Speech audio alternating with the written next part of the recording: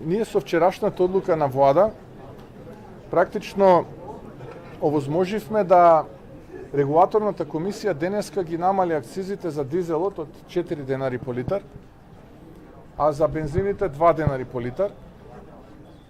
Исто така, во разговор со ОКТА, лично разговарав и со раководството на ОКТА во Атина, но и со раководството односно Хеленик Петролеум и ОКТА тука во Скопје.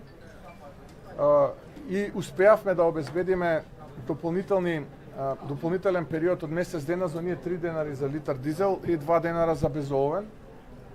Кога сето ова ќе се стави во функција, тогаш за бензините треба да имаме и поевтина цена од таа која што е сега.